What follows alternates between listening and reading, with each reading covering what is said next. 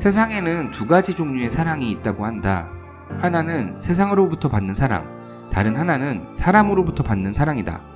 사회적으로나 직업적으로 성공하는 것, 돈이나 명예를 축적하는 것, 이와 같이 나를 둘러싼 세상으로부터 받게 되는 사랑은 쟁취하기 위해서 고난과 역경이 요구된다.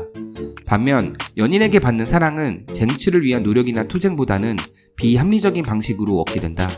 오히려 우연이나 운명, 타이밍 등 본능적 영역에 가깝다. 세상에 태어난 인간이라면 누구나 세상과 연인 두 가지 사랑을 모두 얻는 것을 목표로 설정되어 있다. 남자의 경우 세상으로부터 받는 사랑을 획득하면 사람으로부터 받는 사랑은 자연스럽게 따라오는 경우가 많다.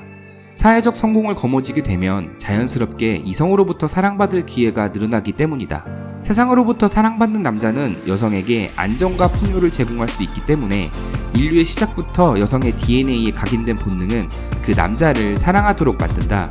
지금 주변을 둘러보아도 사회적 성공을 거머쥔 남자를 싫어하는 여성은 찾기 어렵다. 반대로 사회적 성공과 다소 거리가 멀다면 이성으로부터 사랑받을 기회도 멀어진다. 이는 번식의 어려움으로 이어져 DNA를 후대에 남길 기회를 잃어버리고 만다. 냉정한 자연 선택으로부터 외면받는 잔혹함이 존재하는 것이다. 따라서 남자는 온 힘을 다해 세상으로부터 사랑을 받아야 하는 의무를 타고났다. 고독하고 혹독한 삶이다. 마치 위대한 전사들의 생존을 건 전투를 보는 것 같다. 하지만 여자의 경우는 이와는 다르다. 여자는 세상으로부터 받는 사랑과 사람으로부터 받는 사랑이 완전히 독립적이다.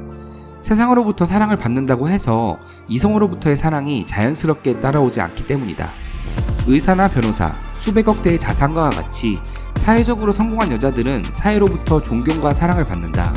하지만 사회로부터 존경과 사랑을 받는다는 사실이 남자들로 하여금 본능적인 매력을 느끼게 할까? 사회적으로 성공한 여자라는 사실만 보고 남자들이 미칠 듯한 끌림을 느끼긴 어렵다. 그럴 확률은 매우 희박할 것이다. 오히려 이성으로 바라보는 것에 대해 거부감을 느끼는 남자들이 더 많다. 그러한 거부감은 본능의 영역과 결부된 결과물이라고 생각한다. 먼저 사회적 성공이라는 사실은 본능적으로 그 너머에 있는 그것을 달성하기까지의 노력과 고통을 상상하게 만든다. 상대방의 전투가 보이는 것이다. 전투는 흉터를 남긴다. 그것이 몸이든 마음이든. 흉터가 있는 인간은 용감한 전사로 느껴진다. 남자는 용감한 전사를 존경할 수는 있어도 전사에게 이성적 매력을 느끼긴 어렵다.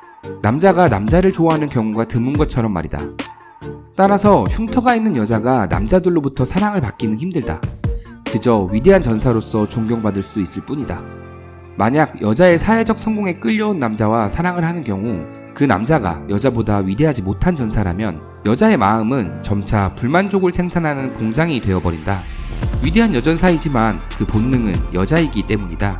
사랑으로부터 제공되는 안정과 풍요의 수령인으로 설정되어 있는 여자의 설정값들은 수령하지 못하고 오히려 공급하고 있다는 사실을 오류로서 받아들인다. 그리고 불안감이라는 경고 신호를 보내온다. 인간은 앞서 말한 두 가지의 사랑 중 어느 한 곳에만 집중할 수밖에 없다. 그렇기에 인류 역사의 시작부터 동서고금을 막론하고 놀랍도록 비슷한 모습의 여성성은 어쩌면 설정값을 토대로 가장 효율적인 방식을 구상한 우리 인류의 생존 전략이 아니었을까? 남자는 세상으로부터 받는 사랑에 집중하고 여자는 사람으로부터 받는 사랑에 집중하는 모습, 그것은 사회적 차원의 전략이 아닌 본성에 기반을 둔 인간 개인의 삶을 행복하게 사는 공략 방법이 아닐까? 오늘날의 여성들을 보면 내면에 슬픔이 보인다. 여성이 사람으로부터 사랑받으며 행복하게 살아가는 목표를 부정적으로 바라보고 사회로부터 사랑받길 강요하고 있다.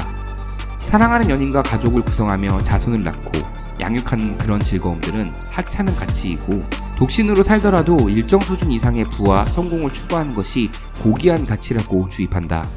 여자들이 그러한 가치를 추구하는 것이 잘못된 것은 아니다. 오히려 잘 맞는 성향의 사람들도 존재한다. 하지만 그렇지 않은 대부분의 여자들을 사회적 강요의 분위기 속에서 억지로 그것을 추구하게 만드는 것은 여자들을 불행하게 만든다. 마음 한켠에 구멍을 뚫어버리는 것 같다. 무언가 채워지기가 어렵도록. 설정값에 어긋나도록 인생을 작동시켜 불안감이라는 경고 신호를 계속 받게 만든다. 우리는 인류 문명에서 과학이 가장 발달된 시대를 살고 있다. 사실 이런 말 자체도 뭔가 이상하다. 오늘이라고 느끼는 그 순간은 무조건 인간의 과학이 가장 발달된 날이기 때문이다. 고려시대를 살고 있던 사람이 오늘이라는 말을 내뱉는 그 순간이나 지금 이 영상을 보고 있다가 오늘이라고 내뱉는 이 순간이나 말하는 사람의 인생에서 그 시점의 과학은 가장 발달되었다. 과학기술은 시간의 흐름에 따라 점차 진화하고 수정되며 정교해지고 다듬어진다. 흐르는 시간의 방향을 따라서 축적된 자료와 결과들을 기반으로 귀납적으로 나아간다. 우리는 이러한 인류의 과학 업적을 위대하다고 느끼며 자부심을 갖는다. 하지만 과학기술과 더불어 무수히 오랜 시간 동안 축적되어진 인류가 삶을 대하는 방식인 전통적 가치관들은 우습게 보는 경향이 있다. 악습이 많기 때문이다. 각 문화별 전통적 가치관들은 현대인의 관점에서 유해한 것들이 많다. 이러한 유해성을 제거하다 보니까 그 부작용으로 전통적 가치관들을 모조리 하나로 엮어 통째로 유해한 것으로 바라보는 시각이 생겨난다. 전통적 가치관은 우리의 선조들이 시행착오를 거치면서 행복한 개인의 삶에 대해 수천 년간 연구한 것들의 결과물이다. 형태는 제각각이더라도 인류 문화 보편적으로 나타났던 남성과 여성의 역할 같은 것들을 필사적으로 사수했던 모종의 이유가 있을 것이다. 현대사회라고 부르는 고작 100년도 안 되는 시간의 생각으로 수천 년의 역사를 가진 전통적 가치관을 함부로 대하지 않았으면 좋겠다. 과학기술처럼 우리는 오늘 가장 진보적인 가치관을 지닌 세상에 살고 있다고 말할 수 있는가?